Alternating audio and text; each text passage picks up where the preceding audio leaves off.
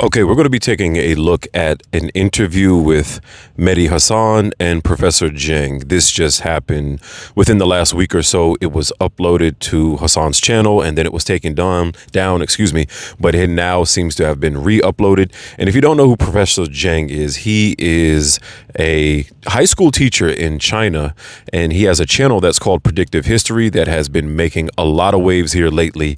It has blown up across the internet. You see him all over X. You see him doing the rounds, doing interviews, and I think he has an upcoming interview with the PBD podcast coming up, so that should be coming up soon. But if you don't know who he is, if you're not familiar with his work, he accurately predicted that President Trump would be elected and that Trump would actually go to war with Iran. He's now stating that he thinks that there will be boots on the ground, and he comes up with a lot of predictions based off of past events and based off of history, and he does what he calls game theory, which kind of makes sense. He just kind of uses speculative analysis to try to come up with, what he thinks may happen in the future. He's pretty good at what he does, and he's been a pretty polarizing figure here lately. So he's been making the rounds, and a lot of people have had him on. Now, as he started to blow up, he started to get a lot of pushback, and there seems to have been some type of media, I don't know what you would call it, like they're all attacking him. It's like it almost seemed to be a coordinated effort where he was being attacked online across a lot of major platforms. And if you've been paying attention, you've seen this as well. He actually talks about it here recently. Like I said, this interview was re-uploaded, so this happened already. So we're kind of going back in time a little bit, but we're just going to take a look at this because Hasan seems to be jumping on that bandwagon of the media kind of attacking Professor Jiang. He hasn't really done anything controversial, just giving his analysis on what he thinks is going to happen within the war and within politics and, just everyday life here on this globe that we call Earth. So we're jumping in towards the end of this interview, but I want to take a look at it, and then we'll go over and we'll just kind of react to what's going on, and let's go ahead and get started. You blew up on the internet. You did go viral over your Iran predictions, but on your YouTube page, as people now start to acquaint themselves with you and familiarize with your work, people have been slightly surprised to see some of your other stuff. You have a series of lectures focused on secret societies where you argue that groups like the Illuminati, the Freemasons, the Jesuits are at the center of world control. People would say you sound kind of crazy when you talk about the Illuminati. It's the kind of thing you hear in Dan Brown novels.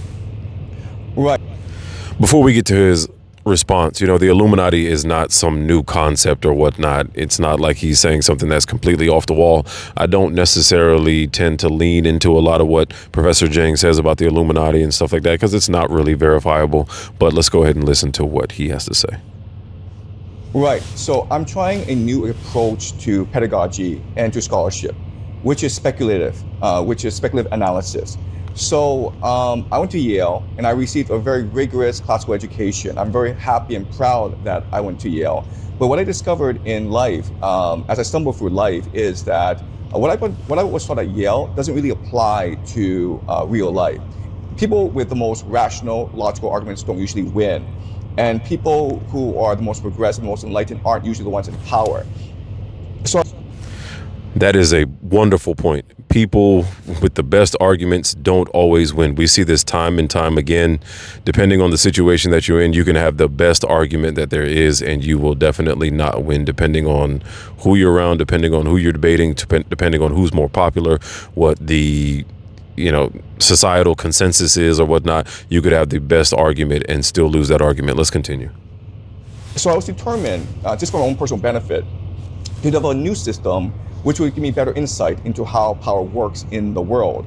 And so I started something called predictive history. And the very idea of predictive history is this: how do we know if our understanding of history is correct? And the answer is, well, we can make predictions based on our historical framework, and seeing if these predictions work out or not, validate our historical models. So what I've discovered is that if you have a combination of game theory, historical patterning, and eschatology, then this gives you a pretty deep insight into how the world will turn out. And secret societies are very much an important aspect of eschatology. I'll come back to secret societies. A couple of things you mentioned there. You said you were at Yale. Just to be clear, your degree was in English literature, was it not, at Yale? And here we go. This is where Mehdi Hasan is about to attack Professor Jiang because he calls himself Professor Jiang. Let's go ahead and listen to it. It wasn't Yes. international relations or national security. You're an English lit graduate, and you're not a professor. I know it's your YouTube moniker, but you're a high school teacher. You're not actually a professor. Right. So This is the new society the new reality that we have these days. Everything has to be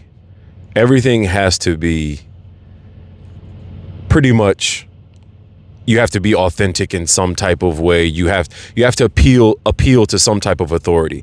You have to have some position of authority in order to be taken legitimately.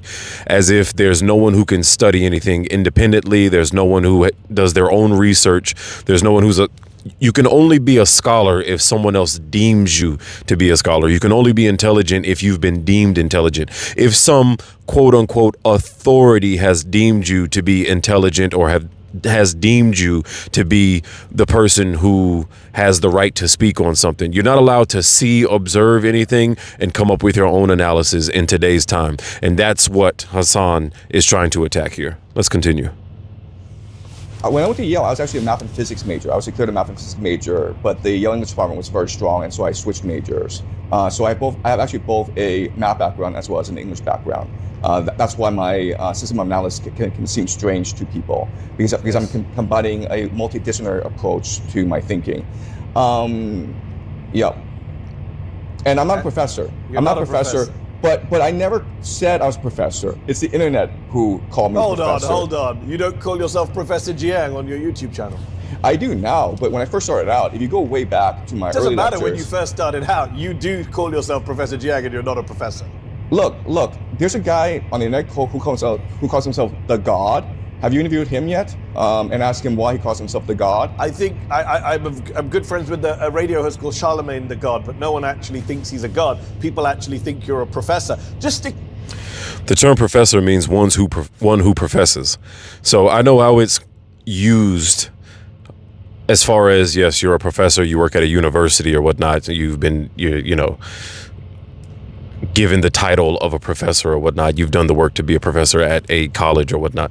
But this is YouTube, this is social media. If the guy wants to call himself a professor, whatever he wants to call himself or whatever name, people make up monikers and all kinds of names all over the internet and all over social media all the time. So just because he calls himself that does not necessarily mean that his information is any less vital or doesn't make sense or isn't adding up or isn't something that should be listened to.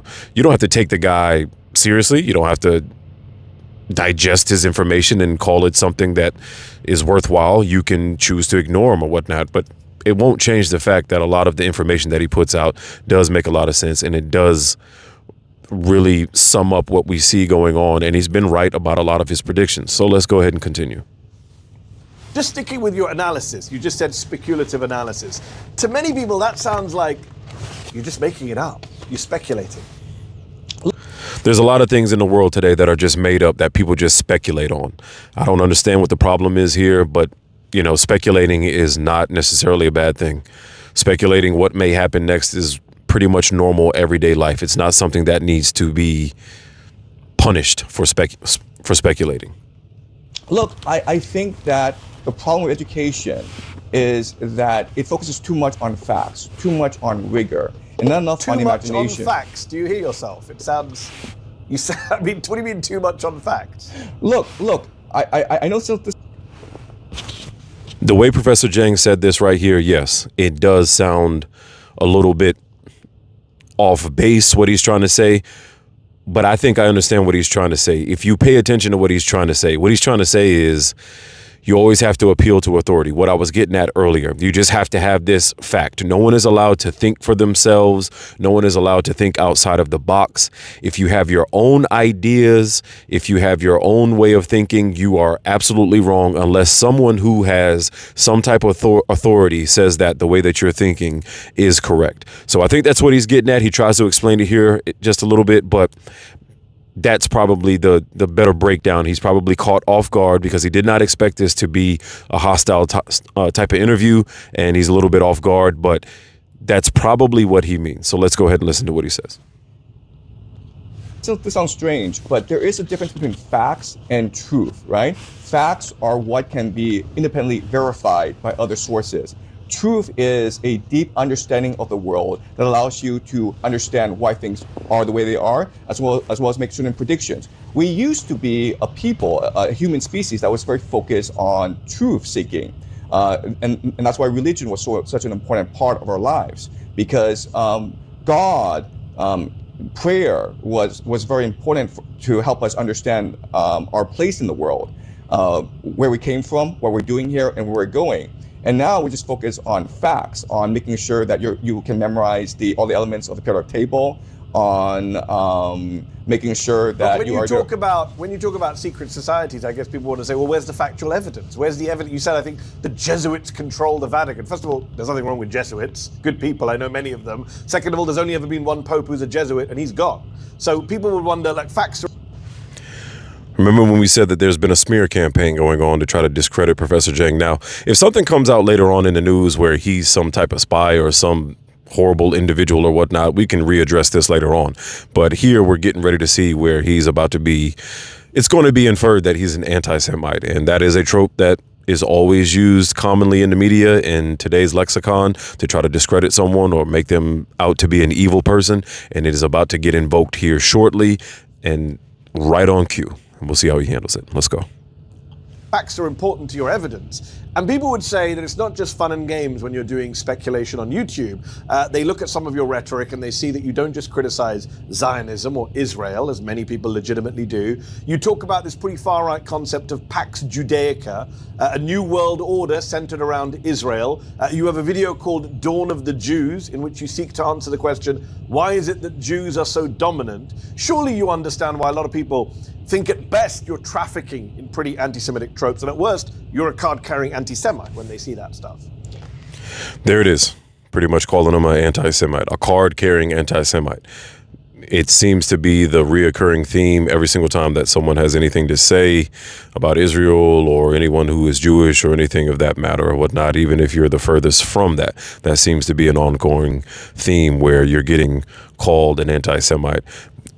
Is Professor Jiang an anti-Semite? That remains to be seen. We don't know, but it seems to be thrown out there quite often if you say anything, that is remotely negative against Israel. So let's just see how he responds and let's see what he says. Okay, well, that is a very strong accusation. So can you please tell me what specifically I've said that you find offensive? When you do a video called Dawn of the Jews, why is it that Jews are so dominant? You don't find that offensive? I never said Jews were dominant. What I said in my lecture was that the Jewish identity was created by the Persian Empire in order to better control the Levant. And if you read the Bible, that's exactly what... Let's go ahead and stop it there. He said, I never said that Jews are dominant. Now, listen, I don't understand which parts of speech are anti-Semitic. Never really been down that road. Not a far-right extremist. This is not a far-right extreme channel here. But where is there a negative in being dominant? Why would that be considered anti-Semitism? If you have a team that is a dominant team in the NBA or NFL or Major League Baseball, you would say, that's a great team. They're a very dominant team. If you have someone who dominates a position, you would say he's a dominant player at that position or whatnot. Why would that be a negative thing for someone to have strength or to have some type of power? Why is that? Not really understanding why that's a negative. Maybe someone can help out. What you can derive from it. If you go to my lecture, Dawn of the Jews, you will see that I use the Bible as my primary source, and then I analyze what the Bible is saying. The problem is that most people don't read the Bible. But people who came up with Pax Judaica are not biblical scholars. They're the modern white supremacist far right. Sorry. What is wrong with the term Pax Judaica? You tell me. What does it mean? It just means that there is an entity in the Middle East, Israel, that is able to dominate the Middle East, very much along the lines of Pax Americana and Pax Britannica and Pax But you didn't say Magalica. Pax Israelica, you said Pax Judaica. That implies all Jews. You know the tropes about Jews running the world. I wouldn't be okay if you said Iran is dominant, Saudi Arabia is dominant, Pax Muslimica. In fact, that there are many racists in the West who do believe that Islam and Muslims are trying to take over the world. I find that equally offensive. Right. So I'm using a Latin convention. And so the Latin convention would be Pax Judaica. It would not be Pax Israelica. I mean, like. But you know where this concept comes from. It exists in far-right online circles. It's not some academic term. Do you believe that the Greater Israel Project is a far-right conspiracy theory? No. What is it then? I think it's a very real project being carried out by the Israeli government. I just don't call it Pax Judaica. Right, okay. So Hasan doesn't have a problem with the fact that Israel is actually carrying out the Greater Israel Project. What he has a problem with is that it's called Pax Judaica, not really understanding what the issue is here, what the problem is here. It seems like this is just a attack, just to try to attack Professor Jiang. Okay, so the difference between the Greater Israel Project and Pax Judaica is this. Greater Israel Project is what the Israelis believe that Yahweh, their God, promised to their ancestor Abraham in the Bible. And this extends from the now to the Euphrates. And I could have just used Greater Israel Project, but I want to differentiate because I believe that Pax Judaica is not an empire run by Jews, for Jews, by Jews. It is an empire run by transnational capital and secret societies in order to create an AI surveillance state throughout the Middle East. And this just to be clear, and this is speculative analysis. This is not based on facts, as you say. So it is based on speculative analysis, based on history, historical patterns. It's also based on connecting the dots. Because if you just look at what Netanyahu says, if you actually just go and watch on YouTube... No, I know what Netanyahu says. We're in agreement on how bad Netanyahu is, how expansionist is. I'm talking about the language you use, the milieu you're in. Let me ask you this before we wrap up. What are your own politics? Where do you place yourself on the political spectrum? This is where Hasan is trying to box Professor Jiang in and try to see if he's a right-winger. Professor Jiang admits that he is not a right-winger. He actually identifies with the left. So that was kind of a monkey in the wrench for Hasan because that's not the answer that he probably expected. So let's go ahead. I believe I've always been on the left. So I believe that wealth redistribution is very important. I believe in freedom of speech. I am anti-war, I'm anti-empire, I believe in individual autonomy. And so unfortunately, I used to be left, but I think that like given my preferences and given my politics, I believe most people would consider me on the far right nowadays, and that's unfortunate. That is unfortunate. So there you have it. We're going to go ahead and end it there. It's getting a little long-winded now, but if you haven't seen this interview, go ahead and check it out. It is Mehdi Hasan, his channel. Go ahead and check out this interview. The full interview isn't that long. I think it's about 30 minutes, maybe a little bit less. Professor Jiang doesn't appear to be anything that's threatening. He appears to be a gentleman who loves history, loves doing his game theory analysis, and is just trying to understand the world around him, just like the rest of us are. No, is he an actual professor who teaches at a college? No, he's a high school teacher. Doesn't appear to be anything threatening at this point. Now, if something changes, then that changes, and we'll update the information and say, hey, this is somebody that we should not really listen to or whatnot, but he doesn't appear to be saying anything that seems to be off the wall. He appears to take the information that is already out there, that's already been put out there by the internet or put out there by the White House or put out there by the United States or Iran or whatnot, Russia, whoever, insert whoever you want to insert any entity. And he seems to just break it down based off of what he sees. Now, could he, as already prefaced, could he be something different? That remains to be seen. We don't know. But as of right now, it doesn't appear to be anything too threatening. Go and check out the interview if you want to check it out. But don't really believe that this smear campaign against Professor Jiang was done correctly right now at this point in time.